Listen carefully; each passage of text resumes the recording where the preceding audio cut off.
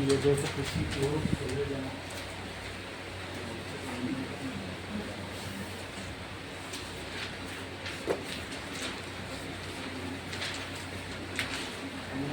होंगी वो भी जाती है।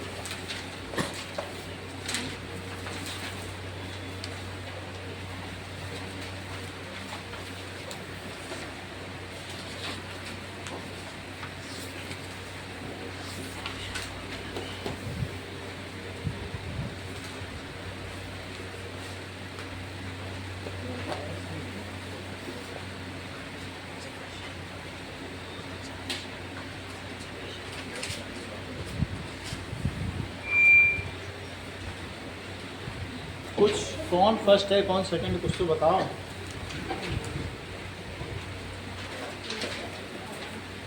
मंगल का क्या पोजीशन है? प्रभात के 21 हैं, 21 में 21 और 21 में 21 वालों में और किसी के हैं? प्रभात दिशा है, अनुष्का के 19 है, अनुष्का से ऊपर किसी है? अनुष्का में सेकंड लिख दिया। बस ठीक है, आप लोगों ने ले लिया ना अपना। चल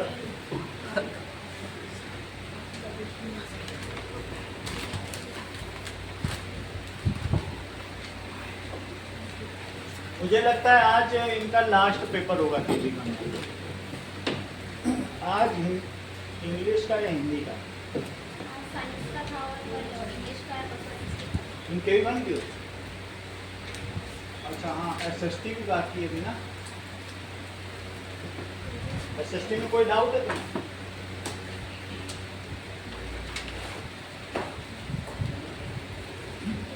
चलो एसएसटी में और कुछ डाउट है आपको कि हो गया पेपर? है क्या चीज़ है जिसमें डाउट है? में डाउट है?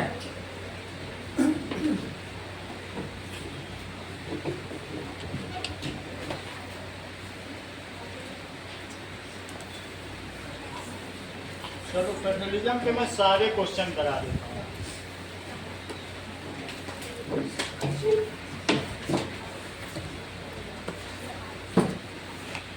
आपको मास्टर कर देता हूँ।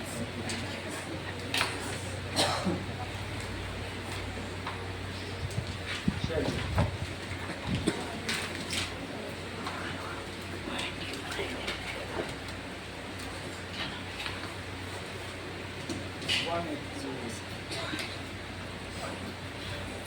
okay now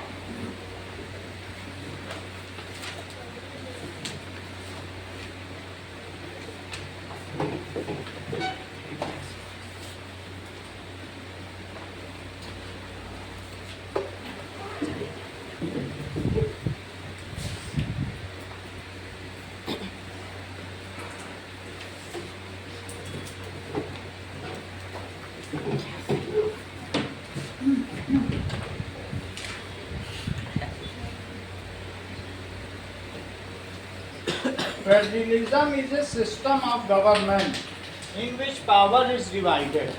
पावर की डिवीजन होती है, ठीक है। देखो फेडरलिज्म इज ए संघीय शासन प्रणाली। इसको हम लोगों ने उस दिन देखा था हिंदी में, से क्या कहते हैं? संघीय शासन is a system of government. ये फॉर्म ऑफ डेमोक्रेसी में ही मिलेगा। in which power is divided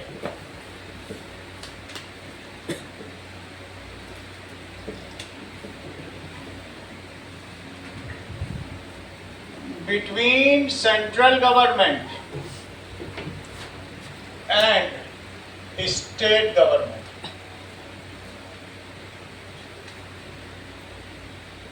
And state government.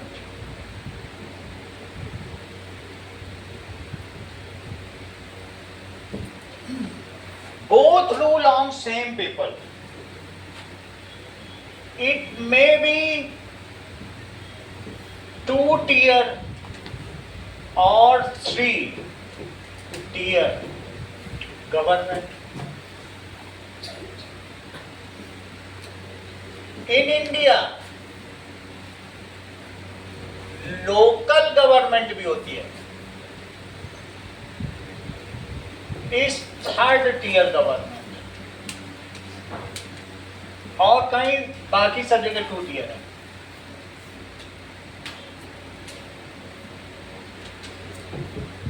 ये सब होते हैं ना। जो गली का रहेगा वो गली के बारे में ज्यादा जानेगा, जोधपुर वाला यहाँ की गली के बारे में क्या जानेगा, इसीलिए थ्री टियर बना दिया। Same people elect central government representative, state government and local government representative।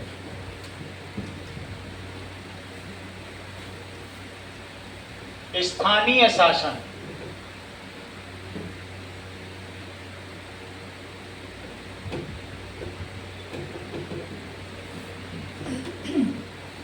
and all are answerable to same citizen.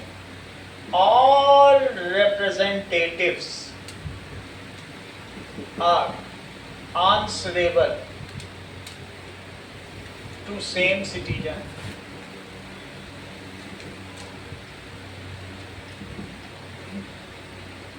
अब देखिए, फेडरलिज्म मोस्टली दो लेवल ऑफ गवर्नमेंट होती है। दैट इज, एक होती है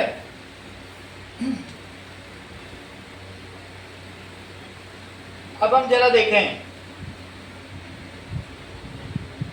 mostly federalism has two levels. One is union government या central government और दूसरी स्टेट गवर्नमेंट।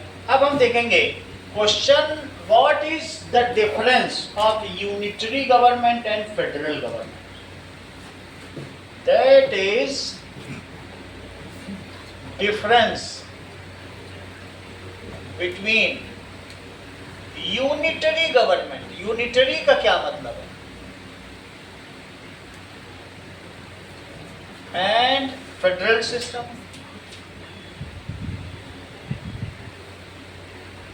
केंद्र अपनी शक्तियां राज्यों को ना दे, सिर्फ एक ही राजा हो, वो किसी को कुछ ना दे, हम ही चलाएं, तो उसको क्या पता चलेगा किस शहर में क्या जरूरी है? कुछ पता चल पाएगा? फीडबैक ही नहीं मिलेगा। Under unitary system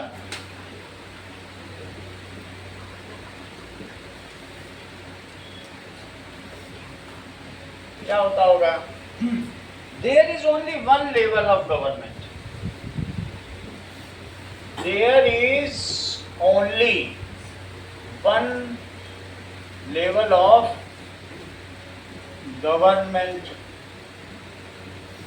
If there are sub units also, मान लो कुछ उसने बना भी रखे हैं कि तुम जोधपुर का देख लेना, sub units also, these are subordinate, वो उसके अधीन होती है।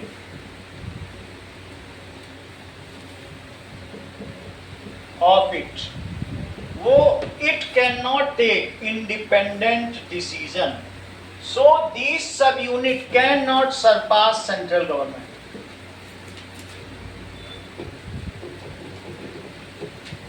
Cannot surpass central government.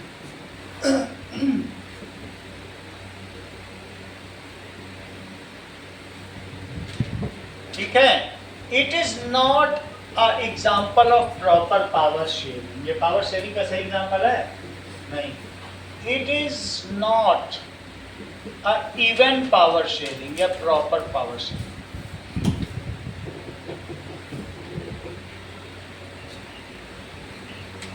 जबकि फेडरलिज्म में क्या होता है? Now, central government can pass order to In this central government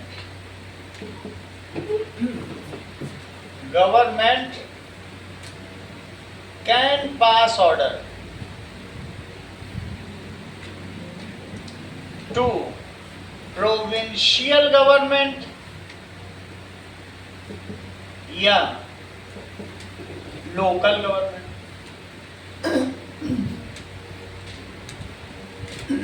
उनको आदेश भी दे सकते हैं। इन federal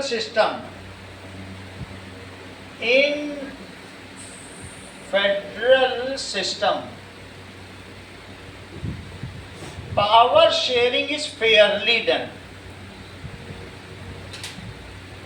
Power sharing is fairly done and it is meaningful. जैसे बेल्जियम में हुआ, उसने ऊपर के वेलोनिया में और नीचे जो भी थे उन दोनों को बराबर बराबर बोला कि तुम बिल्कुल स्वतंत्र हो, कुछ भी करो। And it is meaningful. State governments can take their own decisions. State government can take their own decision,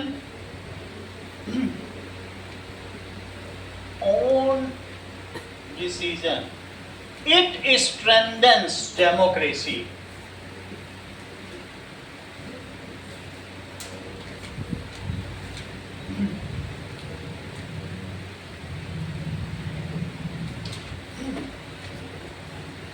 Unitary government is found in monarchical system also and autocratic system. However, federal structure is found in democracy. Unitary government कहाँ पाई जा सकती है? Government may be found in monarchical system, autocratic और theocratic, जैसा Iran में ईश्वरवाद, वहाँ उनका एक सबसे बड़ा उलेमा है जो है ना, खामनेई, आयतुल्ला खामनेई है, तो अब उनका बेटा मुस्तफा खामनेई, वो सबसे बड़ा शिया गुरु है, उसको थियोक्रेटिक कहते हैं, धार्मिक उलेमा। उसके सामने सब घुटनों के बल बैठते हैं बड़े बड़े सेनापति। ये मोनार्कियल होता है। But federal system is the essential part of democracy.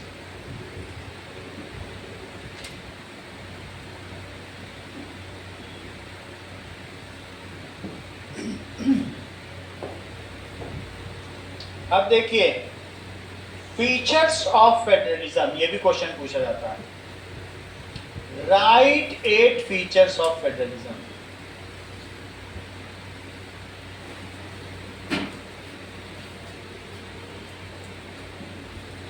तो इसका आंसर लिखो।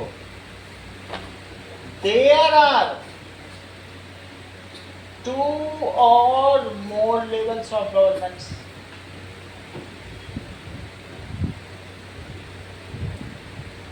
दूसरा, different tiers of government govern. Tier of government governs over same citizen. तीसरा, that is the jurisdiction as specified. The power sharing is specified in constitution. constitution में लिखा हुआ है कि राज्य सरकारों की क्या पावर है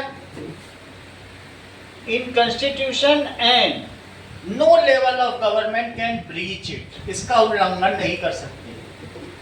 and no level of government can breach it.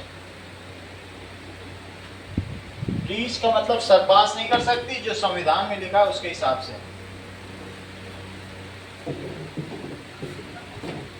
अगला,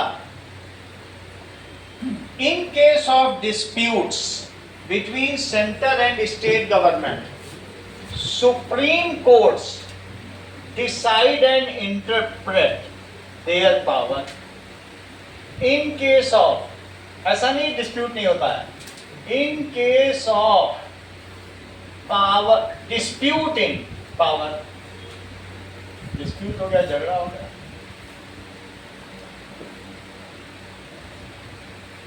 supreme court interpret the constitution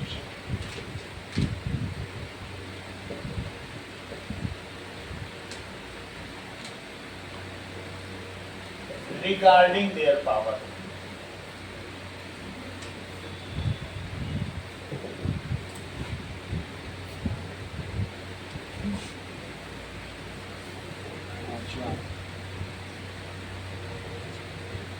Source of revenue are specified to financial autonomy. Source of revenue, जैसे तुम कभी रेस्टोरेंट में खाना खाने जाते हो तो CGST भी लगता है और SGST, दोनों 99% है। स्टेट GST, ठीक है, और दूसरा कौन सा होता है, that is goods and service tax, और एक CGST, सेंट्रल GST। पेट्रोल खरीदने जाते हो, पेट्रोल 38 रुपए का है, 38 रुपए के ऊपर जो बाकी 62 रुपए देते हो वो टैक्स, 38 रुपए का ही पेट्रोल, उसके ऊपर सब गवर्नमेंट को, उसमें जो बच गया उसमें लूट मारती। So source of revenue of both level of government,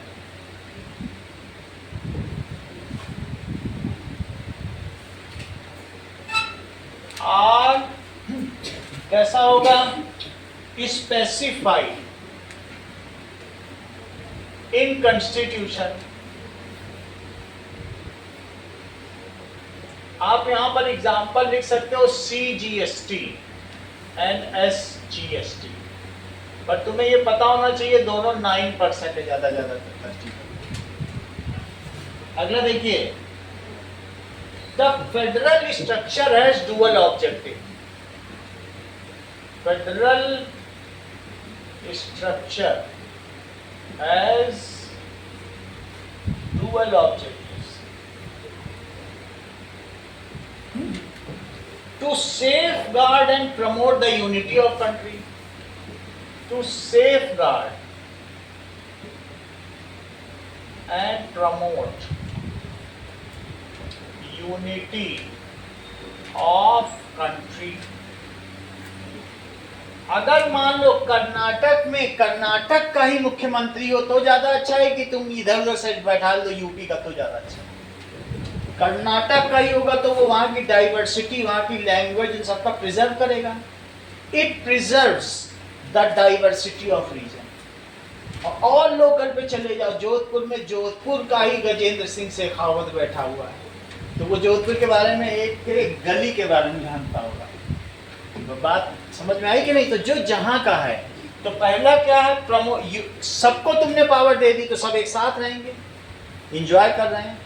That is to distribute power among as many as person representative to strengthen, समझ में आया कि नहीं? To distribute power at larger level। हमारे देश में 20 लाख रिप्रेजेंटेटिव हैं, इतनी बड़ी बात है। तीसरा, to maintain the diversity of a region, to maintain the diversity of a region, ये सभी ये है, and respect it, an ideal federal system कैसा होगा? Ideal federal system is based on mutual trust. Mutual trust, state government बिल्कुल पूरे अधिकार के साथ जाए कि मेरे यहाँ बाढ़ आई है, ठीक करो प्रधानमंत्री, उसको इतना भरोसा हो कि केंद्र सरकार ये नहीं कहेगी अरे तुम तो कन्नड़ हो, तुरंत वो अपनी एनडीआरएफ भेजेगी, नेशनल वो डिजास्टर रिलीफ टीम, कोई भी आए। सिर्फ ये बदमाशी ममता बनर्जी करती थी, कहते थे नहीं कुछ नहीं करो मरने दो, लेकिन बाकी सारे स्टेट के लोग पहुंच जाते हैं कि नहीं? तो क्यों पहुंच जाते हैं? म्यूचुअल ट्रस्ट है कि वो हमारा केंद्र का सरकार पैसा देगा, हमें हेल्प करेगा, बाढ़ आएगी तो हेल्प करेगा कि नहीं? म्यूचुअल ट्रस्ट होगा कि नहीं? ऐसा ना हो कि हम अलग है तुम अलग है, कितने ही अलग हो संकट में सब एक। Mutual trust and agreement to live together, और सारी state agreed and to live together. भले ही स्टालिन, तमिलनाडु के स्टालिन कितना भी कहते हो कि हिंदी एंटी हिंदी हो, लेकिन उनमें एक ट्रस्ट तो है कि हमें भारत के साथ रहना है, तो म्यूचुअल ट्रस्ट होना चाहिए। अगला देखिए, that is there are what are the two routes in federalism. दो रूट कौन कौन से? या ये कहिए कि अमेरिका में कैसा फेडरलिज्म है और इंडिया के फेडरलिज्म में क्या अंतर है। तो what are the two roots? क्या coming together and farming together federalism है? जरा चेक करें, अमेरिका का कौन सा है और हमारा कौन सा है। अमेरिका की क्या मजबूरी है कि उसको लड़ाई करनी पड़ती है? वो पिछले जब से आपका जन्म हुआ है किसी न किसी देश से लड़ाई कर ही रहा है, अगर वो ना करे तो क्या उसके परिणाम होंगे? उसे युद्ध में उलझना ही पड़ेगा, ऐसा फेडरलिज्म उसका। देखें जरा, what are the two kinds of roots? Question है, what are the two kinds of root? ठीक है, through which federalism is formed, through which federalism is formed। अब जरा देखो, पहला है कि कमिंग टुगेदर एंड दूसरा है holding together. It is of two types,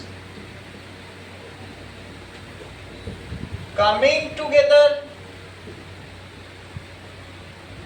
and holding together।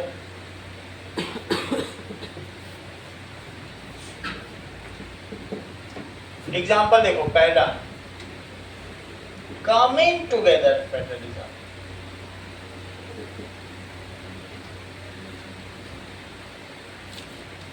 In USA 26 countries decided to live together। 26 country थी, ऐसा नहीं है कि वो एक था अमेरिका। तो उनमें से एक न्यूयॉर्क ने बोला कि हम लोग एक हो जाए शक्तिशाली। तो लोगों ने कहा शक्तिशाली हो जाएंगे लेकिन हम अपनी शक्तियां नहीं कम करेंगे। बोला ठीक है, और न्यूयॉर्क ने बोला हम तुम लोगों के सेंटर में रहेंगे और हम सबका एक राष्ट्रपति होगा, वो सिर्फ डिफेंस का रेवेन्यू लेगा। स्टेट ने कहा हम तेल पे रेवेन्यू तुमको नहीं देंगे, तुम बस डिफेंस में जो बेचोगे हमारी रक्षा करना, और डिफेंस बेच के जो तुम्हें मिलेगा उससे तुम चलाओगे। अब अमेरिका का राष्ट्रपति अगर उसके हथियार ना बिके तो क्या उसके हाथ पैसा है? एक भी स्टेट ठेंगा देते हैं, कुछ नहीं देंगे। उसको लड़ना ही है, डरा के रखना है, हथियार बेचने हैं, उससे जो पैसा आएगा उससे अमेरिका को चलाना। कभी इराक से युद्ध करेगा, कभी इंडोनेशिया से युद्ध करेगा, कभी कुवैत से करेगा, कभी ईरान से करेगा, हर जगह उसको टांग अड़ानी, क्योंकि हथियार बेचने भाई। तो इसीलिए उसका नाम क्या पड़ गया? United states of America. और इंडिया में क्या हुआ? हम आज़ाद हो गए, हमने ऐसे ऐसे लाइन खींच दी, ये कन्नड़ है, ये तमिल है, ये तेलुगु है, ये मैथिली है, ये है। अच्छा चलो, अब सब लोग एक एक जगह के वो बनेंगे सीएम, और हमारे हाथ में पावर रहेगी। किसी की हिम्मत है कोई कुछ बोल सके? जब वो लोग ये कहेंगे कि नहीं पहले हमें पावर दो, कहेंगे अच्छा अच्छा बन जाते हैं। ये चीज होल्ड कर रहा है, सेंटर यहाँ होल्ड कर रहा है, मजाल है किसी की निकल जाए, किक मार के अंदर डाल दे। और यूएसए में कैलिफोर्निया बोले नमस्ते ट्रम्प, मैं जा रहा हूँ। वालों बात समझ में आ गई? उन्हें युद्ध इसलिए करना पड़ा, तो वो लोग कमिंग टुगेदर है, साथ आए। USSR, United socialist Soviet of Russia, उसमें भी कमिंग टुगेदर था। निकल गए 14 देश, अजरबैजान, आर्मेनिया, यूक्रेन, सब निकल गए। ठीक है, चेकोस्लोवाकिया, फिर चेक और स्लोवाकिया अलग अलग बन गए, सब अलग अलग हो गए। ठीक है, कुर्दिस्तान, सब अलग अलग हो गए। और आज वो लड़ रहे, वो भी सबसे बड़ा था वो।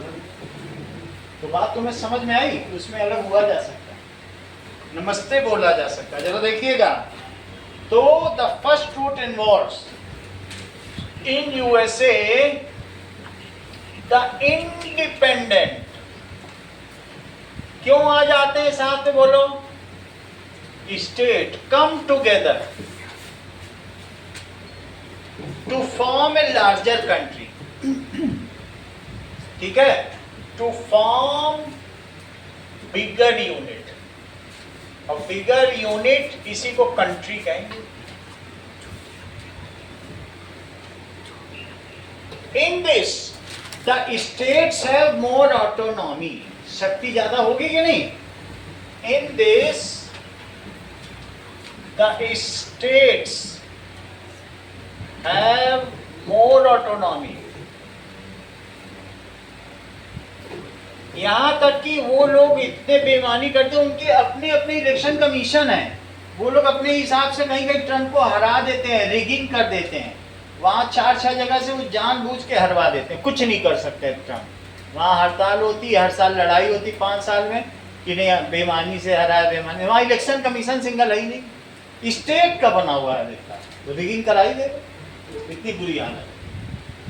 तो states have more autonomy than central government. Then central government only can intervene in some departments like security of country, defense. समझ में आ गई बात कि नहीं? उतना ही कर सकते। सेंट्रल गवर्नमेंट कैन इंटरवीन, हस्तक्षेप करना, इन फ्यू डिपार्टमेंट्स,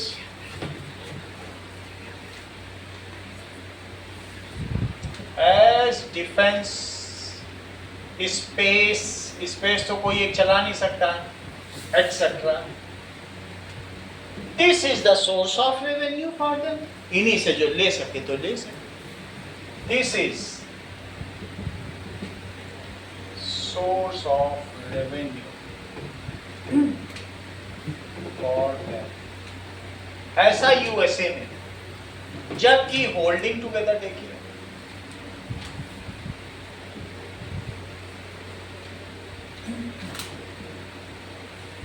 फेडरलिज्म, इसमें क्या होता है? In this a country makes its subunits. In this, a country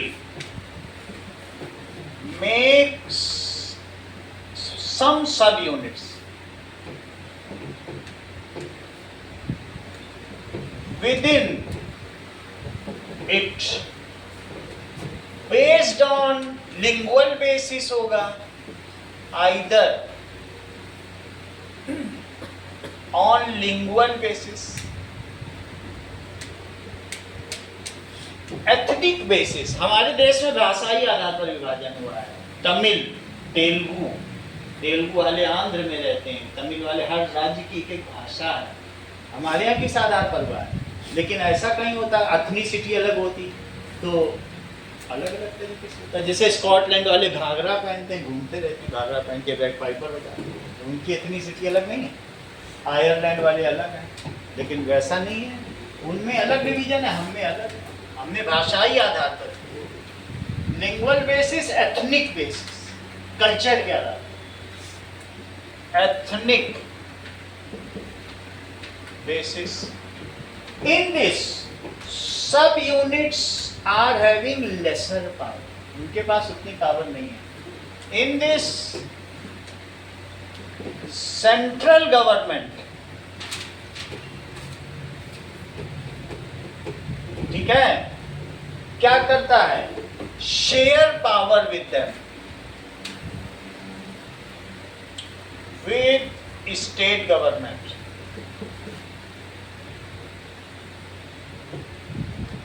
It is example of vertical division of power. Vertical division of power in which central government dominates over state government. Indira Gandhi ने 56 बार state government को गिरा दिया, उनके मन की सरकार नहीं आई, BJP आई, बर्खास्त राष्ट्रपति शासन, 56 बार किया, बिल्कुल मजाक बना कर दिया था देश। अब बीजेपी ने तो एक बार भी नहीं किया, लेकिन ऐसा देश में हो चुका है। नहीं मन के आई तो मेहनत से दूसरी पार्टी जीत गई, बर्खास्त कर दिया 1 महीने। In this central government dominates over state government. अब किसी एक दिन रामलीला मैदान में अटल बिहारी वाजपेयी ने जाके बोल दिया कि केंद्र सरकार भ्रष्ट है, इसने जयपुर की रानी का खजाना जो जयपुर से दिल्ली आ रहा था, उसने क्या किया, वहां की राजकुमारी के गाल पे हाथ फेर दिया उनके लड़के संजय गांधी।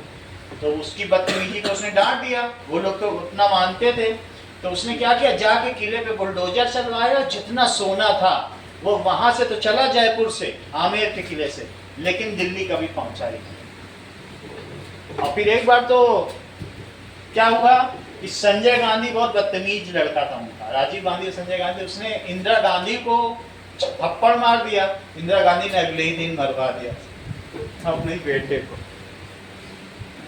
ये आदत थी इनके परिवार। फिर वो राजीव गांधी भी वैसे ही थे, उन्होंने शराब खाने में नाचने वाली सोनिया गांधी से शादी कर, लड़के सब ऐसे ही थे दोनों बदतमीज थे। अब ये देखो, वर्टिकल डिवीजन ऑफ पावर, इसमें क्या होता है, सेंट्रल गवर्नमेंट डोमिनेट्स ओवर, किस पर डोमिनेट करती है, और उसके इंदिरा गांधी के विचार आशिक थे, ऐसा नहीं कि इंदिरा गांधी कम। तो जवाहरलाल नेहरू लॉर्ड माउंटबेटन की बीवी पे मरते थे, उनके पिता, सब उसी तरीके के, तुम देख लो जाके नेट, सब मिल जाएगा कि, और सब दे दिया। हाँ, और क्या चाहिए माउंटबेटन, ये चाहिए, ठीक है ले लो, पूरा कॉलोनियल रूल बना रहा। 99 ईयर्स की लीज पे भारत को लिया, इंडिपेंडेंट थोड़ी किया था, बोला 99 ईयर्स का फिर से इंग्लैंड का हो जाए, अब लेके दिखाए हो गया 99 ईयर्स, अब ले सकता है, हिम्मत है इंग्लैंड, लेकिन लीज पे ली, उधार पे ली। सेंट्रल गवर्नमेंट डोमिनेट्स ओवर, किस पे डोमिनेट करता है, अभी तक भी 14 तक जो उनके 2 मेंबर बैठते थे संसद में, मोदी ने किक आउट किया, निकलो यहाँ से, दिखना नहीं हमको संसद में। लंदन का आदमी यहाँ क्यों बैठेगा हमारी संसद में, 2 आदमी उनके 2 रिप्रेजेंटेटिव, मजाक बनाए। तो सेंट्रल गवर्नमेंट, आगे की क्लासेस में आप लोग पढ़ोगे, डोमिनेट्स ओवर, किस पे डोमिनेट करती है बोलो, dominate over state government.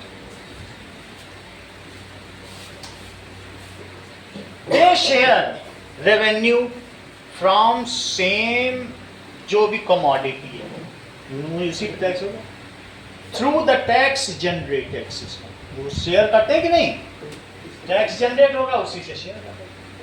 They share revenue, they both share revenue through taxes imposed on commodities. commodities का मतलब गुड्स, जैसा कि CGST और SGST। अगला देखो, ये प्रश्न पूरा हुआ। तो दो तरीके तुमको बताए गए हैं। ऊपर का तरीका है USA, स्विट्जरलैंड, ऑस्ट्रेलिया, और नाम लिखो USA क्योंकि ये एग्जाम्पल में आएगा। स्विट्जरलैंड, ऑस्ट्रेलिया, इस पे MCQ आएगा। अच्छा, इसके भी 3 एग्जाम्पल लिखो। बेल्जियम, बेल्जियम लिखा है, अब है बेल्जियम, इसका मतलब है बेल्जियम में सेंटर के पास ज्यादा पावर है, ब्रुसेल्स के पास ज्यादा पावर है, वेलोनिया से ज्यादा पावर है। अब चलो देखो, स्पेन में भी ऐसा है। इंडिया में तो खैर है ही है, इंडिया में तो आप बेहतर देखते हैं। अगला देखिए, नेक्स्ट इज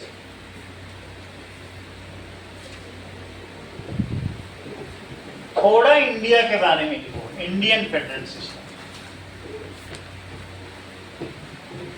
चलिए, India is federal country. India एक फेडरल कंट्री है। It is republic. Representatives are elected by public. नाम ध्यान रखिए, representatives are elected by public, तो रिपब्लिक। गणतंत्र,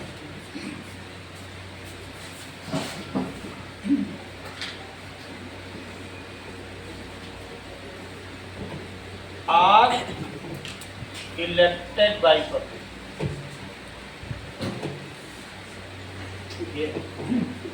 रिपब्लिक, सोवरेन, संप्रभु। ठीक है। We take our internal and external decision ourselves. हमारे डिसीजन पे कोई हस्तक्षेप नहीं कर सकता।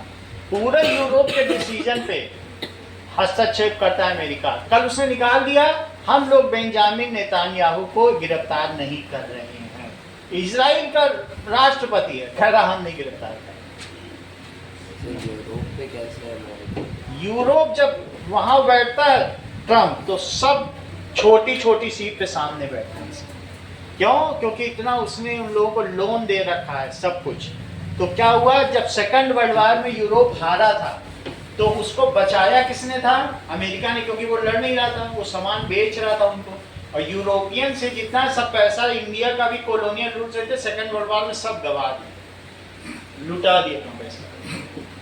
और वही रीजन था कि 45 में हारे और 47 में कंट्री छोड़ना पड़ा। हम लोग कहते हैं गांधी जी की वजह से, वास्तव में उनके पास अब पावर रही नहीं गई, ना पैसा नहीं रह गया, तो आते क्या जाते क्या, सब जगह छोड़ दिए, इतने वीक हो गए। तो अब तुम्हें समझ में आया? तो इस तरीके से विश्व में 4 देश ऐसे हैं जो संप्रभु हैं। 192 में सिर्फ 4 है। यूएसए, रशिया, चाइना और इंडिया। 4 देश ऐसे। अगर तुम ईरान को मान लो तो 5 है। ऑस्ट्रेलिया भी सर झुकाता है यूएसए। बिल्कुल माननी पड़ती है बात, और कुछ इधर उधर दाएं बाएं नहीं कर सकते। दाएं बाएं में बहुत कुछ हो जाएगा। समझ में आ गई बात कि नहीं? इंडिया की मर्जी चलती है। So there are some, we take our internal and external decisions by ourselves. We take our internal and external decision, जो भी मैटर डिसीजन है, ourselves. इंडिया एक रियली अभी है, पहले नहीं था। पहले तुमको मालूम था भोपाल कांड में उसको, वो जो था, अभी नाम याद नहीं आ रहा, उसको भेज दिया था जहाज में बैठा राजीव गांधी ने, बोल दिया Bush I have send your person. George Bush थे उस समय। तो ये चीज है। लेकिन हम अवर करते हैं एंड सोशलिस्ट, हम समाजवाद को फॉलो करते। What does it mean by socialist?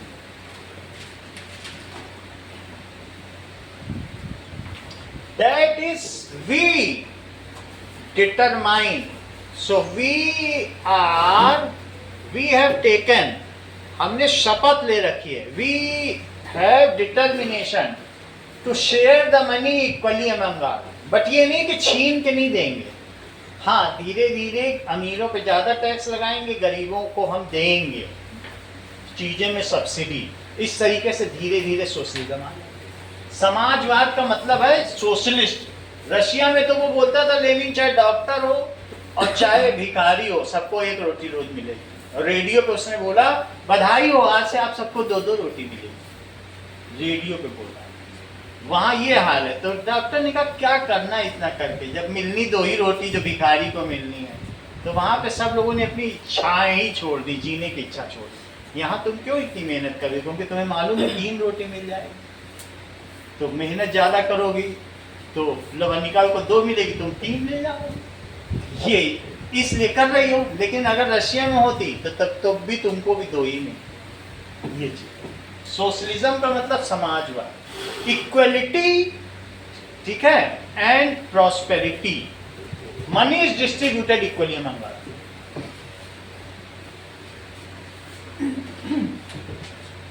Distributed equally.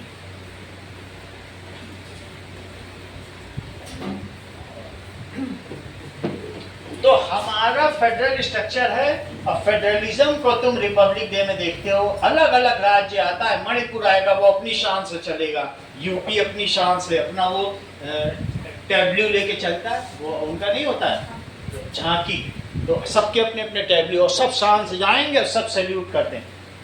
Murmu को वो मुरमुरा खाती रहती हैं, वो सैल्यूट होता है. धीरे समझ में आया. तो सबकी शान. यहाँ मणिपुर भी उतने ही साइज का टैब्ल्यू लेके चलेगा और सब अपनी संस्कृति का प्रदर्शन. तो ये चीज है. तो वो वहां देखने को मिलता है. अब देखो इसका मतलब क्या है. रिपब्लिक डे को कौन प्रिसाइड करता है? प्रेसिडेंट. क्योंकि सब स्टेट किसके अंडर में? प्रेसिडेंट. और जो इंडिपेंडेंस है वहां प्राइम मिनिस्टर. तो दोनों अलग अलग काम करते हैं. अब देखो एक होता है होइस्टिंग ऑफ फ्लैग, होता है फर्लिंग ऑफ फ्लैग. दोनों का मतलब तो समझ आता है. That is India is a federal country. जरा देखो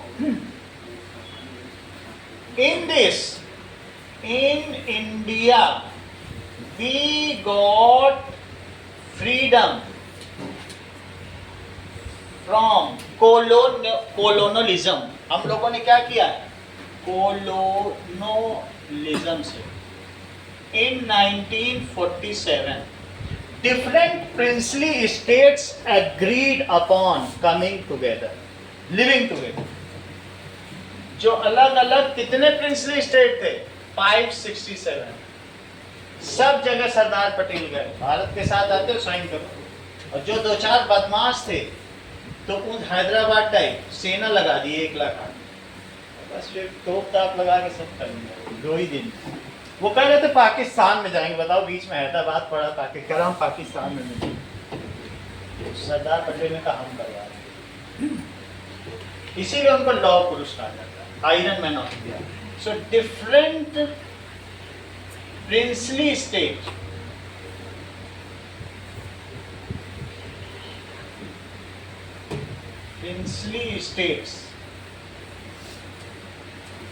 merged together to form a united India.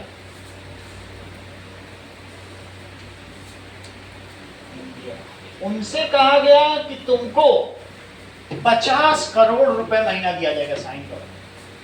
6 महीने बाद इंदिरा गांधी ने बंद कर दिया, बोला कुछ नहीं. धोखेबाजी. और सुप्रीम कोर्ट में गए, बोले हमको इस मामले से कुछ नहीं है.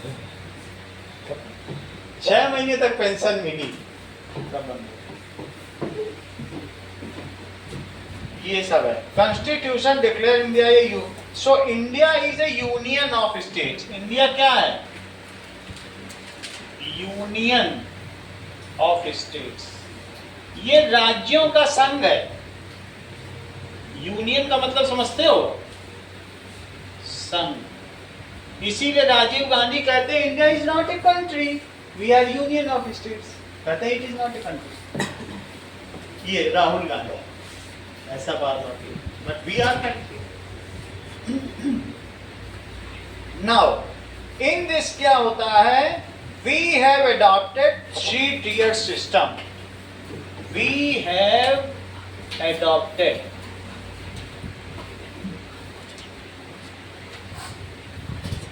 three-tier system power sharing या federalism, and 20 lakh representative enjoy this power sharing। 20 lakh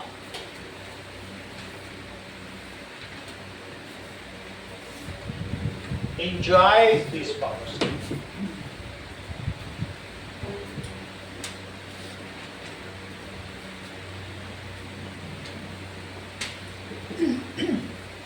अब देखो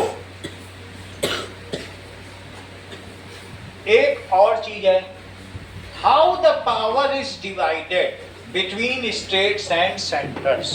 इंपॉर्टेंट क्वेश्चन कि यूनियन लिस्ट क्या है और साथ में स्टेट लिस्ट क्या है, कौन से मैटर स्टेट के अंडर में आते हैं, कौन से केंद्र सरकार के अंडर में आते हैं और कौन दोनों के अंडर में आते हैं, ये भी लिखना है। कंकरेंट लिस्ट और कौन से किसी के अंदर में नहीं आते, 4 अलग अलग चीजें।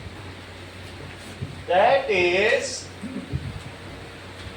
कि किस सब्जेक्ट पे कौन फैसला ले सकता है, ये चीजें।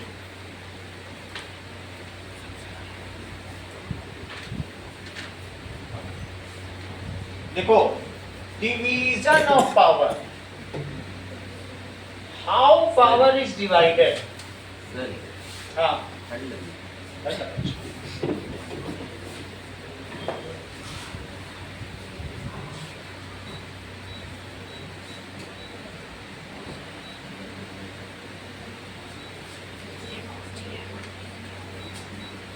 बता दिया करो जब भी थोड़ा भी हो ना, क्योंकि तुम्हारी सुविधा के लिए, कष्ट देने के लिए थोड़ी है ये सब।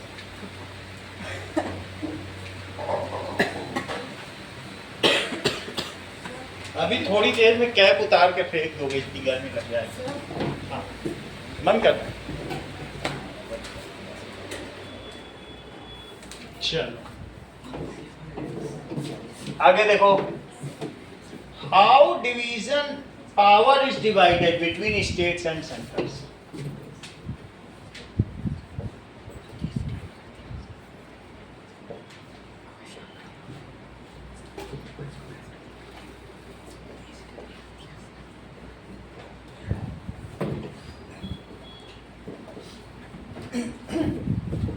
That is, we have provided a threefold distribution of legislative power. So, the power is divided through 3 lists. Power is divided through 3 lists. पहला union list, state list, concurrent list.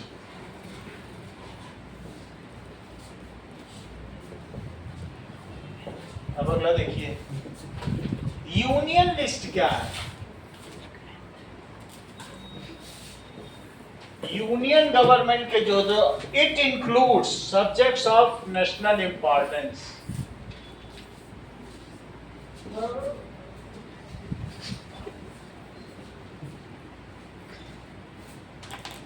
National importance, इसमें क्या क्या चीजें आएंगी।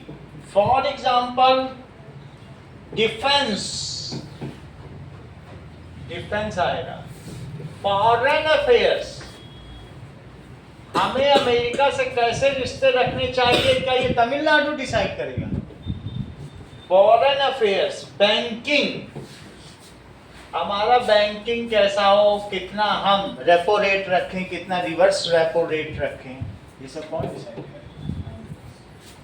That is currency. Currency क्या होनी चाहिए, कब डिमोनेटाइजेशन करें, एंड कम्युनिकेशन, कब हम 5G नेटवर्क लाएं, कब 4G लाएं, ये सब कौन डिसाइड करेगा? सैटेलाइट कम्युनिकेशन, जो भी है। ये सारे मैटर केंद्र सरकार के अंतर्गत आते हैं। फिर स्टेट क्या करेगा? That is state list. State list में क्या आ जाएगा? It includes matters of state level importance. इसमें क्या चीज रहेगी?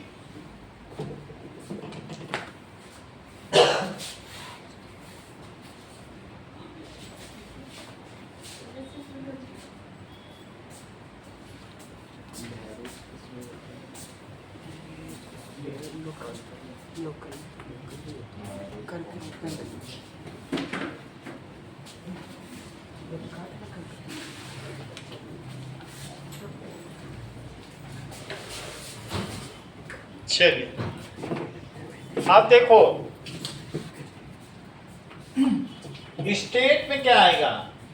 सो state government it includes matter of state level importance, कि कौन सी भाषा चलानी है, क्या चलाना है, ये सब करेगा। कौन सी स्टेट में बसें चलेंगी, यही सब तो करेगा, ट्रांसपोर्टेशन करेगा। पुलिस कैसे काम करेगी? It includes matter of state level importance.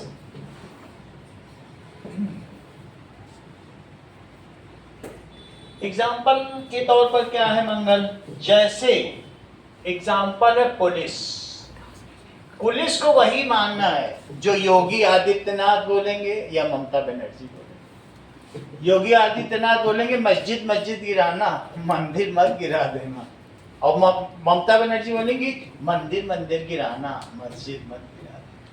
तो जो जहां जैसे बोलेगा, अब वहां बदल गई शुभेंदु अधिकारी की सरकार, अब करे मस्जिद अब गिराओ, वो बिल्कुल वही बोलेगा, क्योंकि पेमेंट तो वही देंगे, जिसको वो बोलेंगे वही काम होगा। पुलिस वही करेगी जो वहां की जैसी सरकार हो। वो पक्षपात भी कर सकती है, योगी आदित्यनाथ के में पक्षपात जरा कम है, कहीं कहीं ज्यादा भी, ये भी है। तो वो एक अपनी आइडियोलॉजी पुलिस के माध्यम से छापती है। समझ में आई बात कि नहीं? बिल्कुल खुले आम भी नहीं कर सकते, नहीं तो सुप्रीम कोर्ट का हस्तक्षेप हो जाएगा। ऐसे कैसे कर रहे, हटा दी जाए सरकार। पुलिस है, ट्रेड, तुम्हारी मर्जी, तुम अपने यूपी में चाइना से बुलाओ, फ्रांस से बुलाओ कि आओ हमारे यहाँ निवेश करो। 2 लाख करोड़ का निवेश अभी यूपी में हुआ है, सब आए थे, पूरे डेलीगेट्स। बहुत बड़ा आयोजन नोएडा में किया था योगी ने, सब आए, सबने कहा मैं इतना करूंगा, मैं इतना करूंगा। एलन मस्क ने कहा मैं इतना करूंगा, सब आए। तो तुम्हारा स्टेट है, बस तुम बेच नहीं सकते हो, राजा हो तुम उसके, सब कुछ कर सकते हो। जो यहाँ है वो यहाँ का राजा है, ठीक है? अब देखो, तो भजन लाल शर्मा जो भी हो या मोहन राव सरकार कहीं, जो सब वहां के राजा हैं। ट्रेड हो सकता है एग्रीकल्चर, तुम चाहो क्या सब्सिडी दो, क्या क्या उगवाना चाहते हो। कॉमर्स, तुम अपने यहाँ से क्या व्यापार करना चाहते हो। और इसके अलावा इरिगेशन, इन सब में स्टेट की चलती है। जबकि कंकरेंट लिस्ट क्या है, दोनों की किस्में चलेगी, दोनों मिलकर जो लिस्ट तय करें। शिक्षा, क्योंकि भारत की शिक्षा एक होनी चाहिए, उसमें स्टेट का भी इंक्लूसिवनेस होना चाहिए। तो स्टेट कहेगा मेरा कन्नड़ का एक चैप्टर नहीं डाला तुमने, तमिलनाडु कहेगा मेरा भी एक चैप्टर डालो, जिसमें वैसे नाम हो जो तमिलनाडु वाले हो, तो डालना पड़ेगा। ये चीज होती है। तो that is it includes those subjects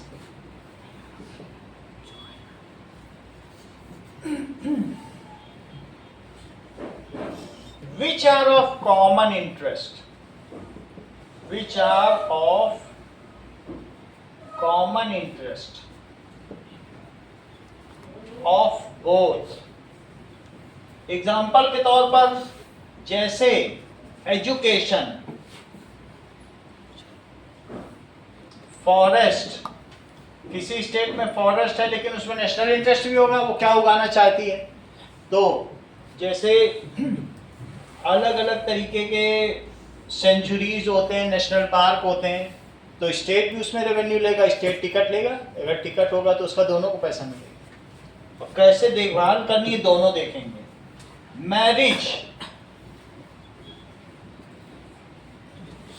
marriage का भी है, और इसी तरीके से ट्रेड यूनियंस, ये दोनों देखते हैं। ट्रेड यूनियन, क्योंकि ट्रेड यूनियन सब एक होती है, जो स्टेट में होती है वो पूरे नेशन में भी है। मजदूर यूनियन, रेलवे यूनियन, तो स्टेट का भी हो सकता है। ट्रेड यूनियन कुछ है तो दोनों देखिए, समझ में आई। मैरिज पंजाब में, अब वहाँ पर देखो उन लोगों ने अपनी बेटियों को मार दिया था, तो 800 बेटियां थी और 1000 आदमी पे 800 फीमेल थी। तो वहाँ एक लड़की की शादी होती थी, घर में 2 भाई होते थे, बहुत समय तक होती रही। तो पंजाब ने कहा भाई हमारे यहाँ तो ऐसे ही चलेगा, लड़कियाँ कम है, हमने खटिए के पाए के नीचे दबा दबा के मार डाला, बची नहीं। तो मैरिज दोनों देखते हैं, समझ में आ गया कि नहीं। तो कहीं कहीं का लोकल जैसा हो,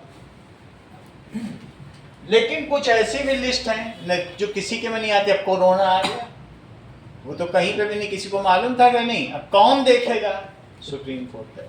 चौथी लिस्ट, तो चौथी लिस्ट क्या है, सब्जेक्ट डू नॉट फॉल, उसको कहेंगे रेसिडुअरी सब्जेक्ट्स। चौथी लिस्ट कौन सी है, रेसिडुअरी, बचे हुए सब्जेक्ट्स। अभी कोई नई चीज, नई बीमारी आ जाए तो क्या उस समय subjects do not, which do not fall under any of the above category comes in this. Subjects which do not, जैसे AI सिक्योरिटी अब नया आ गया, किसी को क्या पता था ये आने वाला। डू नॉट फॉल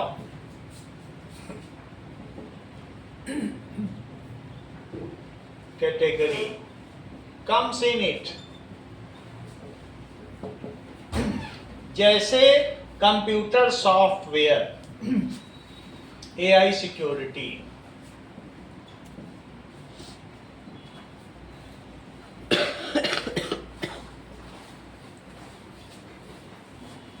तो इस केस में क्या होता है, union government has power to legislate on this. Union government decide करेगी कि खुद रखे या स्टेट को दे दे।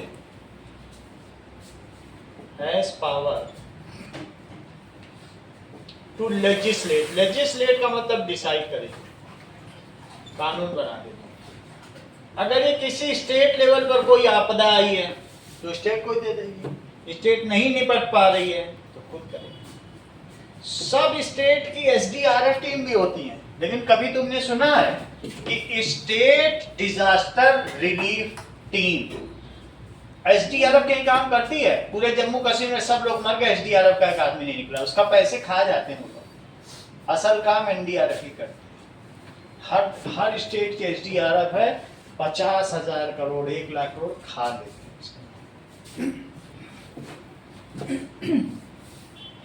अब देखो, नहीं तो दबाव कम पड़ेगा, सही हो। अब हम देखेंगे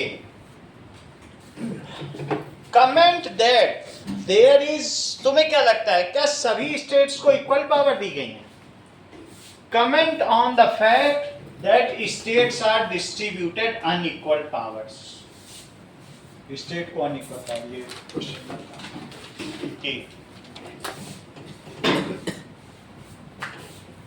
किसी स्टेट को क्या विशेषाधिकार दिए गए हैं और किसी दूसरे स्टेट को विशेषाधिकार नहीं दिए गए हैं।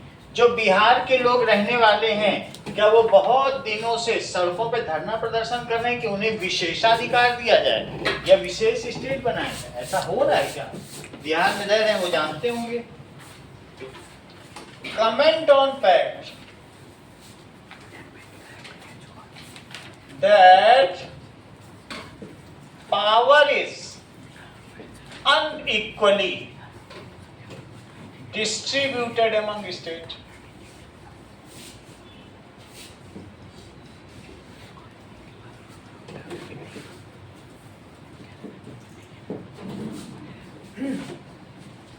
देखिए, सम स्टेट्स, अब तो हट गया है, पहले ऐसा था, enjoy स्पेशल स्टेटस।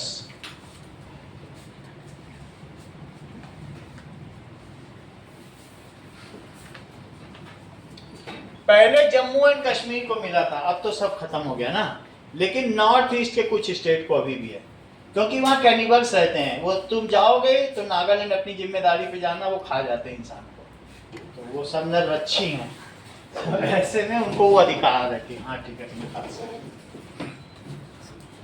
एग्जाम्पल है नॉर्थ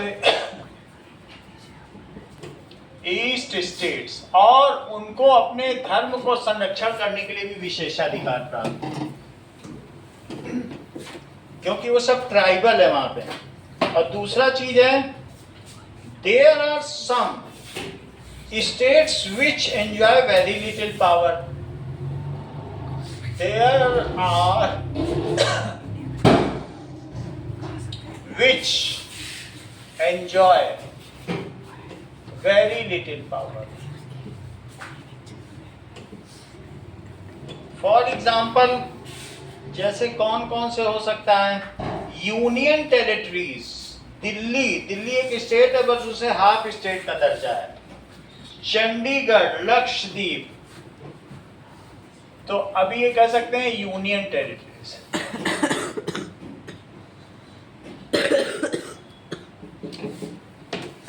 एंड चंडीगढ़ इसमें आ जाएगा, उसमें ठीक है, और चंडीगढ़ आएगा लक्षद्वीप, वो सेंट्रल के अंदर में हो गया, केंद्र शासित प्रदेश है, उसमें लेफ्टिनेंट गवर्नर होता है, गवर्नर नहीं रहेगा। कौन है उसको? It is presided by lieutenant governor, वो चीज कोई जज को बना देंगे, उसको lieutenant governor. Lakshadweep, these are, ये सीधा प्रेसिडेंट इनको पैसा एलोकेट करेगा, सीधा इनके मैटर प्रेसिडेंट के पास है, प्रेसिडेंट ही देगा। और कौन बताएगा? Lieutenant governor. तो ये कौन देख रहा है? And half state Delhi, Delhi को पूरे, उसकी अपनी पुलिस ही नहीं है दिल्ली, हाफ स्टेट दिल्ली। नहीं तो कोई बदमाश सरकार आ जाए केजरीवाल टाइप की, और कहीं नहीं जाने देंगे संसद, निकलो यहाँ दिल्ली से, संसद ही न जाने दे, तो वहां पर सीआरपीएफ देखती है दिल्ली, और दिल्ली पुलिस भी है, बट वो भी केंद्र सरकार के अंतर्गत। नाउ अब जरा देखिए, हाउ इज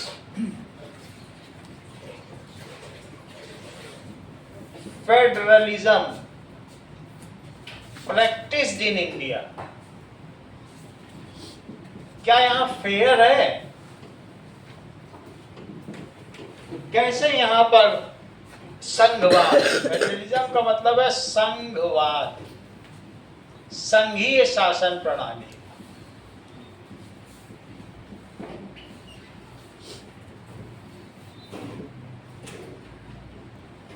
कैसे भारत में इसको प्रैक्टिस किया जाता है? Now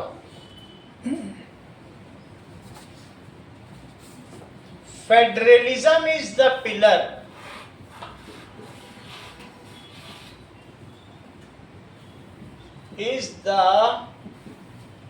pillar of democracy. ये पिलर है। If it is practised in true sense, अगर सही तरीके से करोगे तो ही है, ठीक है। If it is successful then democracy is strengthened, if it is working smoothly.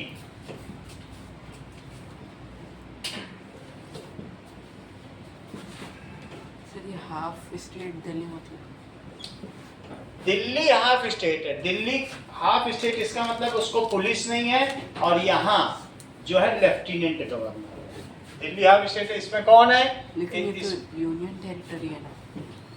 But उसे स्टेट का दर्जा दिया। ये यूनियन टेरिटरी है बट ये स्टेट है। तुमको मालूम है यहाँ दिल्ली में भी चुनाव होते हैं, यूनियन टेरिटरी में तो चुनाव होते नहीं है। चंडीगढ़ अंडीगढ़ में पार्षद होते हैं, बट यहाँ पर दिल्ली का मुख्यमंत्री होता है। सुना है ना, केजरीवाल दिल्ली का मुख्यमंत्री था, रेखा गुप्ता अभी दिल्ली की मुख्यमंत्री है। हाफ स्टेट कैसा है? यहाँ टॉप कौन है बोलो? Lieutenant governor. और सीएम कौन है? Rekha Gupta. No police, no police of state, police नहीं मिलती इसको। तो हाफ स्टेट हुई कि नहीं? इट इज वर्किंग स्मूथली, इसलिए क्योंकि यहाँ केंद्र सरकार के बहुत से इंस्टीट्यूशंस हैं। Then democracy is strengthened. तो इससे काम अच्छा करना चाहिए, तो ये बहुत अच्छी चीज है। पहला, हमारे यहाँ ये कैसे प्रैक्टिस की जाती है? It is practice in India. So पहला है लिंग्विस्टिक स्टेट्स। जैसे अभी मैंने तुमको बताया कि भाषाई आधार पर भारत में राज्यों का विभाजन हुआ है इन 1947। ठीक है, the boundaries of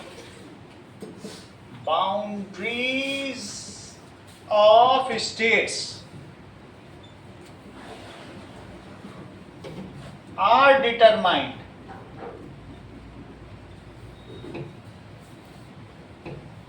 on linguistic basis.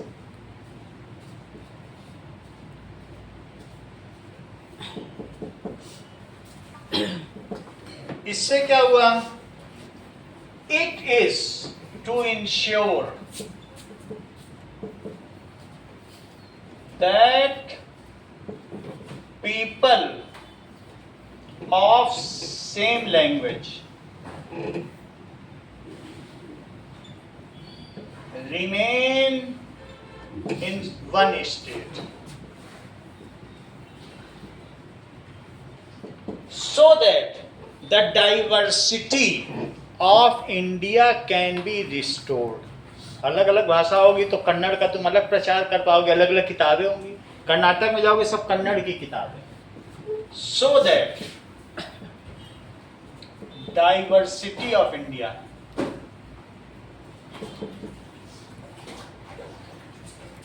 can be restored, उसको रिस्टोर किया जा सके और फ्लरिश की जा सके। Other criteria were the ethnicity या कल्चर या ज्योग्राफी। जैसे अगर ईस्टर्न स्टेट में देखोगे तो सबकी एक जैसी लगभग भाषा है, फिर भी उनकी एथनिसिटी अलग है। कोई मोर का पंख लगाएगा, कोई गिद्ध का पंख लगाएगा, कोई बाज का पंख उल्टा हुआ लगाएगा, तो सब अलग अलग लगा रहे हैं। तो वहाँ पर अलग क्राइटेरिया, वहाँ नहीं चलता है। और कुछ है बिल्कुल पहाड़ों से ही, जैसे हमने गारो खासी जयंतिया से बिल्कुल मेघालय घिरा हुआ है। अब वो कहाँ जाएगा बेचारा, वहाँ दूसरी जगह। बोले तुम अलग हो, तुम इन पहाड़ियों से घिरे रहो, तुम्हारे यहाँ मौसम नाम में वर्षा होती रहेगी, वर्षा के मजे। तो क्या होगा? Other criteria were ethnicity, culture and geography.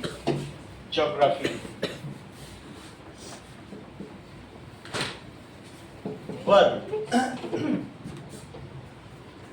Ethnicity, culture and geography, इन सब के बहुत सारी जगह डिवीजन रिवर के आधार पर भी किए गए हैं। पीपल वैसे ही डिस्ट्रीब्यूट हो गए हैं, रिवर के एक तरफ एक भाषा बोलते हैं। यहाँ तो कोस कोस पर भाषा बदले, 4 कोस पर पानी। भारत तो ऐसा देश है। अगला देखिए, दैट इज लिंग्विस्टिक स्टेट्स हो गई। और दूसरा centre state relationship in India. Centre state relationship in India. हमारे यहाँ किस तरीका, क्या यूएसए टाइप खींचतान रहती है?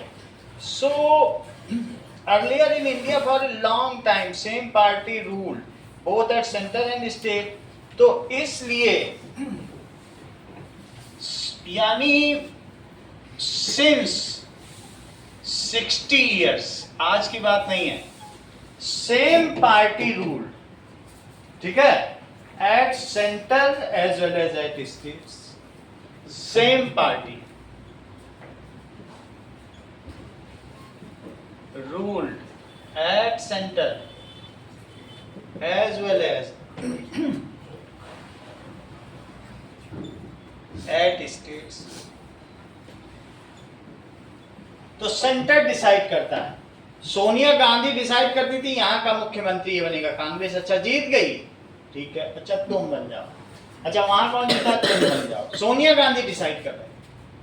पहले तो वो बार डांसर थी वहां पे, अब वो डिसाइड करने लगे। उनके बेटे राहुल गांधी पहुंचे आंध्र प्रदेश, 14 मंत्री गुलदस्ता लिए खड़े एक पैर। सोनिया गांधी गुस्सा हो गई, बोले 57 मंत्री थे, 14 ही क्यों आए, कौन कौन है, कौन नहीं आए, बुलाओ, बर्खास्त करो सबको, और मुख्यमंत्री तुम भी बर्खास्त। अब ऐसे में जब केंद्र में भी वही सरकार और राज्य में सिर्फ वो रिसीव करने नहीं आए, उनका गलती क्या था, रिसीव करने में। सबके 56 आने चाहिए थे गुलदस्ता की, चाकरी करनी चाहिए। तो उस समय की बात अलग थी। उस समय राजीव गांधी ने, जब प्रियंका गांधी और राहुल गांधी छोटे छोटे थे, लेके पहुंचे विक्रांत में। विक्रांत बोले, विक्रांत जानते हो अपनी सीमाओं की सुरक्षा करता है, जहाज नेवी जानते हो, जिसने हमको जिताया भी। बोले चलो यहाँ से विक्रांत ले चलो, हम लोग चलते हैं ले करके आगे मालदीव की तरफ। और वहाँ जो हमारा नेवल चीफ था सबसे टॉप, उससे कहा चाहे तुम दोगे सब करोगे, लगना चाहिए कि तुम लोग गुलाम कॉलोनियल। अपने सीमाओं से अपना शिप हटवा दिया और वहाँ मजे किए, ऐसी हालत। तो अब ऐसे में स्टेट अपनी पावर क्या एक्सरसाइज करेगा? तुम वो गुलदस्ता नहीं ले जा रहा तो उसको तुम बर्खास्त कर दे रहे हो। 60 ईयर से वो गुलामी बने रहे स्टेट। वो भूल गए कि उनको अपनी पावर दिखानी भी है। अगर शुरू से ऐसा होता, अलग अलग होती, तो क्या मजाक था कोई कुछ कर पाता? 56 बार तो इंदिरा गांधी ने डिसमिस कर दिया, भंग कर दिया, डिसॉल्व कर दी, प्रेसिडेंट रूल लगा दिया, कोई कुछ नहीं करता। बाकी तो इमरजेंसी 1975 देखते हो, उन्होंने पुरुषों का स्टेरिलाइजेशन कर लिया 14-14 साल के लड़कों का। बोला हर पुलिस वाले को 100 लड़कों की नसबंदी करानी, और जो नहीं कराएगा हमें जनसंख्या नियंत्रण करनी है, तुम्हारी नौकरी चली जाएगी। वो बेचारे कभी पिता नहीं बन पाए, शादी नहीं, घर से पकड़ के ले जाते थे, नसबंदी करा देते, कहते थे अच्छा तुम मुस्लिम हो, तुम्हारा नहीं करेंगे, जाओ पैसे लो, ज्यादा बच्चे पैदा करोगे और पैसे। ये इंदिरा गांधी की स्ट्रेटेजी। तो अब इमरजेंसी में था, सिर्फ अटल बिहारी वाजपेयी ने रामलीला मैदान से ये कह दिया था कि इंदिरा गांधी भ्रष्टाचारी हैं। उसी दिन इमरजेंसी लागू कर दी। राष्ट्रपति नहा रहे थे, बोला साइन करो, इमरजेंसी आ गई है, टॉवेल में निकलो बाथरूम से बाहर करो, साइन करो पहले। उनको टॉवेल में निकाल दिया, वो लिखते हैं अपनी किताब। ऐसी हालत थी, स्टैंप पैड की तरह राष्ट्रपति को इस्तेमाल किया, और फिर सारी पावर अपने अंडर में ले ली कि अब जब इमरजेंसी है तो उसमें जो मर्जी शो किया, संपत्ति का अधिकार छीन लिया, बोलने का अधिकार छीन लिया, 100 नेताओं को जेल में डाल दिया, कईयों को पीट के मार डाला। तो इनकी जो बीजेपी का संस्थापक था वो भी मार डाला। तो अब ऐसे में स्टेट क्या कर पाएगी? जिसको मैं लिखा रहा हूँ समझ गए हो ना तुम कि क्या होने वाला है। Same party rule at centre, और सेंटर ही डिसाइड करता है, as well as at state. तो उससे क्या हुआ बताओ? State government, so state government could not exercise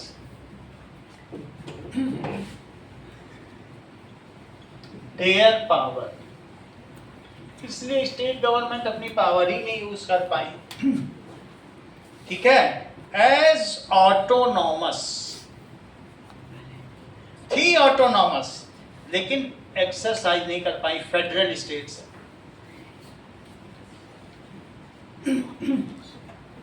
अच्छा, but after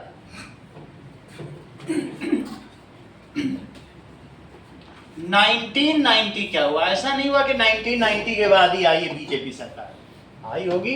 their were allied government, तुम जानते हो अलाइड गवर्नमेंट, गठबंधन सरकार, थोड़े तेलुगु वाले आ गए, थोड़े तमिल वाले, थोड़े वो सब मिल के सेंटर पे सरकार चला रहे थे। अब मजाल है तुम हमारी बर्खास्त करोगे, हम तुमको सेंटर में खींच लेंगे, तुमको समर्थन नहीं देंगे, तुम गिर जाओगे। तो अलाइड गवर्नमेंट आने लगी। अब कांग्रेस की नहीं आती, क्या हुआ बताइए? No party got the full majority. क्या किसी ने फुल मेजॉरिटी पाई? No party got. तो दो अलग अलग हैं, यूनाइटेड प्रोग्रेसिव गवर्नमेंट, इसको यूपीए कहते हैं, इसमें 17 पार्टियां हैं, और एनडीए नेशनल डेमोक्रेटिक अलायंस, इसमें बीजेपी है और दूसरी 16 पार्टियां। बीजेपी तो है, और इसमें कौन है? Congress plus 17 party. उसके बाद ऐसा हुआ, अब इस बार भी जो एनडीए आई है नेशनल डेमोक्रेटिक अलायंस, बीजेपी को मैजिक नंबर नहीं मिल पाया 272 का, वो 240 पे अटक गई, 30 आदमी उसको बाहर से लेने पड़े। तो उसके बाद क्या हुआ कि no party got full majority. किसी को फुल मेजॉरिटी मिली? सर नसबंदी मतलब सुसाइड होता है। नसबंदी सुसाइड। किसकी? नसबंदी सुसाइड। स्टेरिलाइजेशन। नसबंदी का मतलब है कि अगर पुरुष है तो वेसेक्टोमी, और स्त्री है तो ट्यूबेक्टोमी।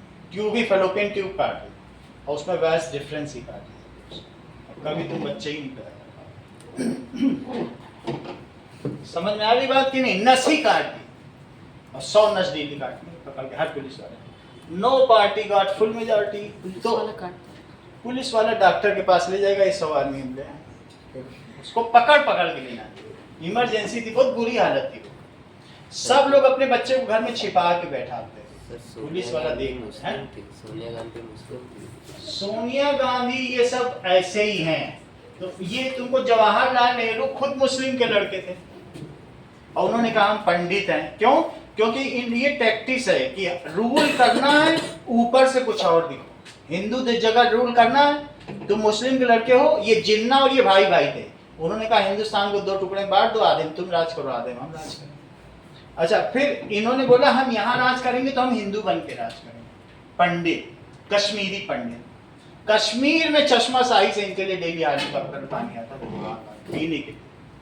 कहते थे हम चश्मा शाही का पानी, बहुत अच्छा पानी है। अगर तुम जाओगे तो वहाँ देखोगे, तो वहाँ का जो डल लेक के पास एक पार्क है, उसमें का पानी आता है, 4 बाग या कौन सा चश्मा शाही का पानी। हम तो पी के आए हैं, तो हेलीकॉप्टर से आते। No party got full majority, there were allied government. कैसी गवर्नमेंट बन गई बोलो? तो उससे क्या हुआ? देयर वाज अलाइड गवर्नमेंट का मतलब तुम समझते हो क्या? गठबंधन सरकार। कैसी सरकार हो गई? सरकार। So local parties of the state dominated over central government. So, local party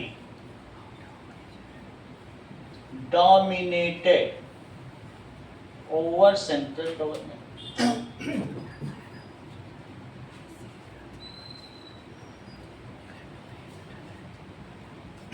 ऐसा होता था। तो उसकी वजह से क्या हुआ?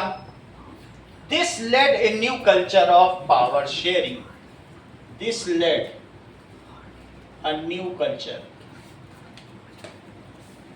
आप ये समझिए कि बिहार में 250 सीटें थी, 150 सीटें बीजेपी जीती है, और साथ में और 40 सीटें जो जीती है JDU, Janata Dal United. Janata Dal United तुमको नीतीश कुमार मालूम है? बीजेपी के बहुत दिन तक रहे, बूढ़े हो गए। नीतीश कुमार वहां के मुख्यमंत्री रहे। कौन रहे? जेडीयू के जनता दल यूनाइटेड, नीतीश कुमार। ये राज्य की बात है, कहां की बात कर रहा हूं? एमएलए, एमएलए जानते हो? टोटल 190 सीट है जी। तो किसको बनना चाहिए तुम बताओ? मुख्यमंत्री। इन दोनों ने कहा कि हम गठबंधन करेंगे, इसका बनना चाहिए, किसका? बीजेपी का बनना चाहिए। लेकिन नीतीश कुमार ने कहा हम तुमको 20 सीटों का, क्यों? क्योंकि उसके पास 240 है बीजेपी के पास, और 15 मिली इसको जेडीयू से, और 15 मिली बीजू जनता दल आंध्र प्रदेश। इन्होंने कहा हम तुम्हारा मैजिक नंबर पूरा कर देंगे, 3 इंडिपेंडेंट हो जाएंगे। बोला वो हम तुमसे खींच लेंगे अगर तुम हमें नहीं दोगे। बोले नीतीश जी आप बन जाएंगे। जीत के भी, राज्य में इतनी सीट पाने के बाद भी नीतीश को बनाया। अब तुम डोमिनेंस देख रहे हो, कह रहे तुम सेंटर पे नहीं बनने दोगे, हम वहां से तुमको खींच लेंगे। ये पुल होने लगा, समझ गए ना बात? तो ये बड़ी बात हुई कि नहीं? A new culture. कौन सा culture? To respect autonomy.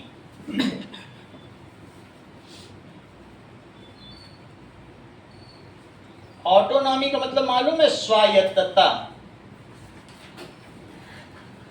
Of states.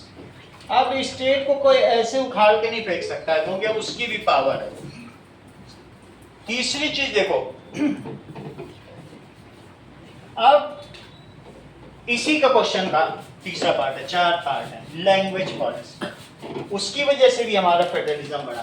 तो ये अच्छी बात हुई ना जो अभी नया कल्चर है, कि पहले का कल्चर तुम अच्छा समझते हो। तो अभी क्या है कि रिस्पेक्ट हो रही है।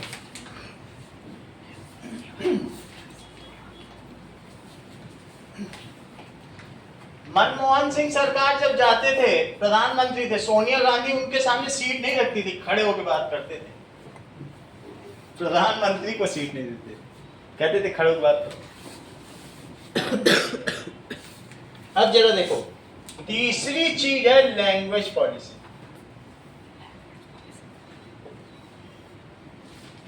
इसका क्या मतलब है? That is, our constitution is not given.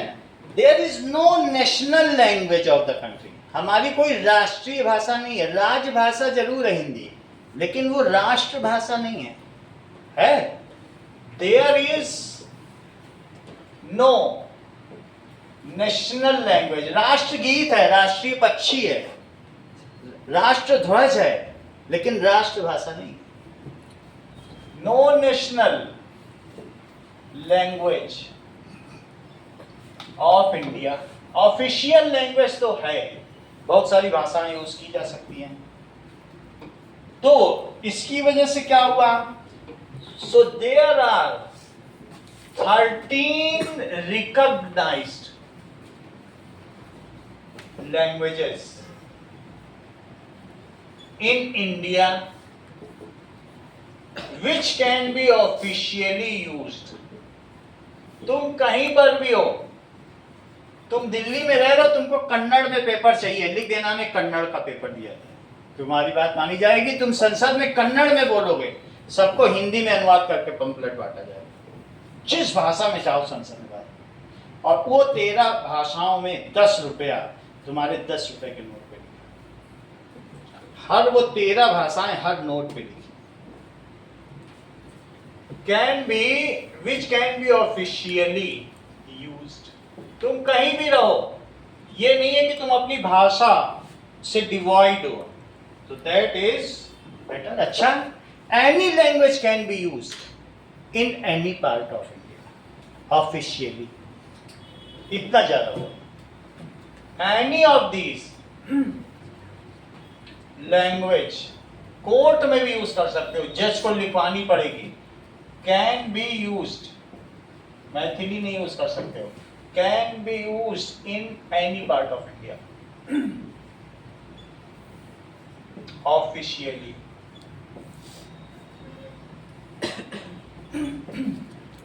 चौथा सिस्टम देखो, दैट इज विकेंद्रीयकरण, डिसेंट्रलाइजेशन। इसका क्या मतलब होता है? विकेंद्रीय, एक सेंट्रलाइजेशन होता है, और एक डिसेंट्रलाइज, सेंटर आउट, एक्सेंट्रिसिटी.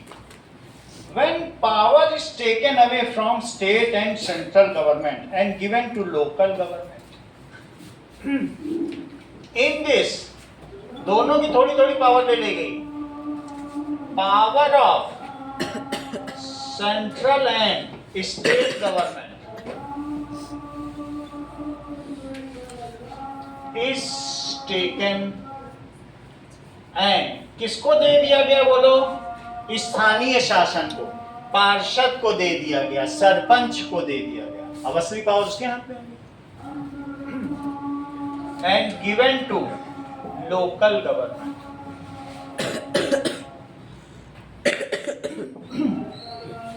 उससे क्या हुआ? That is, it is called Panchayati Raj. इसका सपना राजीव गांधी ने देखा था और पूरा किया. पंचायती राज. अब देखिए, now since then there have been several attempt to decentralise power. Panchayats in village and municipal corporations were set up. Panchayat कहाँ पे हुई? At village. उसमें सरपंच बैठेगा. एंड म्युनिसिपल कॉर्पोरेशन कहाँ हुई?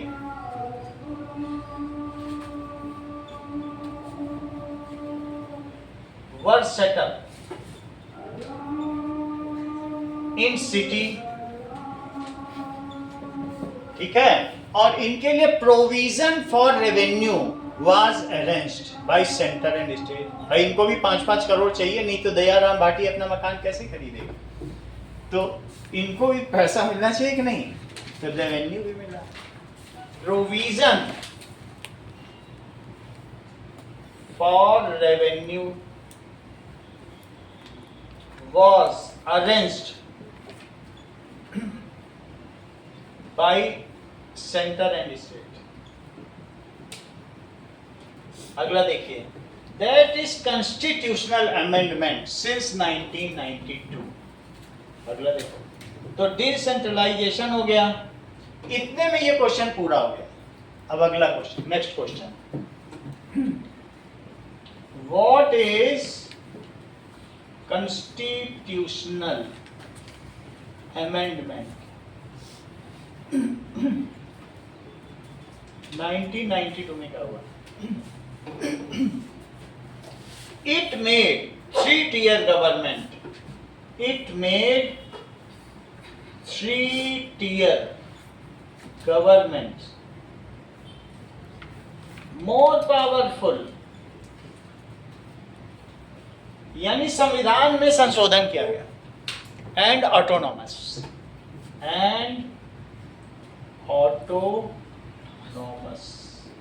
इनको ज्यादा शक्तियां मिल गई. ठीक है. By this only Panchayati Raj system came into existence. 92 के बाद ही पंचायती राज आया. By this only third tier of government यानी पंचायती राज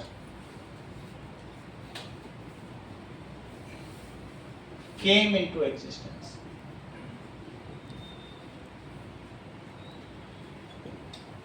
So it was dream of Rajiv Gandhi. ये भी लिख सकते हो.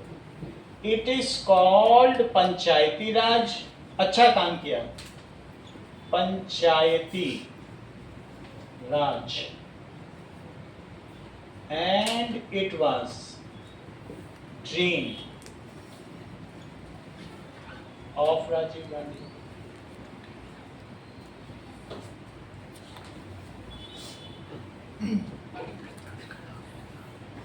इतना ही रखो. अब लगभग पूरा हो गया चैप्टर.